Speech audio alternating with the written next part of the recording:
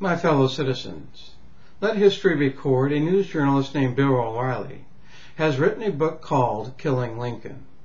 The book he helped author was found to be incorrect concerning its historical records.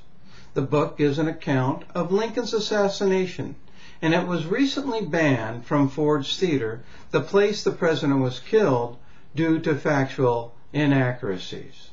Now, in defense of this book, Mr. O'Reilly has stated, and I quote, "We well understand our enemies are full of rage at that success."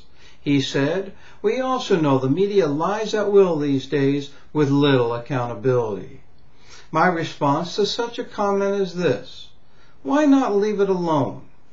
Why the defense? Are you interested in selling more books? Why the assessment? Why the whining?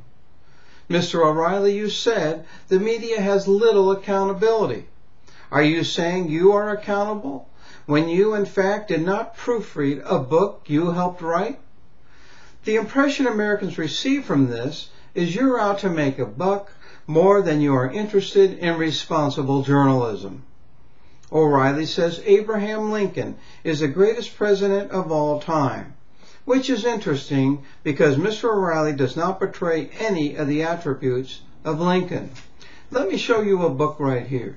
This book is called Without Malice Towards None, The Life of Abraham Lincoln by Stephen Oates. He had no ill will at a young age towards any individual citizen. Yet Mr. O'Reilly is a separatist, when Lincoln is the opposite in character. Lincoln wanted unity of America in the common good among all men. Case in point, O'Reilly is only interested in a conservative or Republican point of view, in comparison to Lincoln's unification of all of America. Again, with the arrogant tone O'Reilly continues to use, he is more interested in his personal point of view, taken as the only course of actions for Americans to consider. He has been quoted as saying, "I have more power than any other than the president." He says this in a Newsweek September issue. This statement is the revelation of an individual separating the common ethos of the American public, whose display is a wishful act of standing in stature and character next to the President of the United States. This ludicrous statement by O'Reilly is like him holding a pea shooter and the President of the United States man behind a howitzer. Let history record.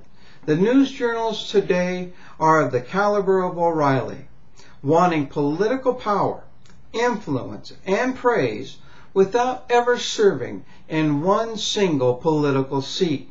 They want to be the statesmen of today, changing America to their point of view, without legislation, giving no personal sacrifice or effort to their cause through hard years of political work and campaigning.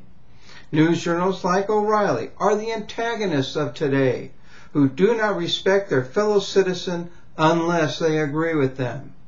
Finally, O'Reilly is the new form of separatists who are influencing young Americans to distance themselves from their country through arrogant opinion and political snobbery.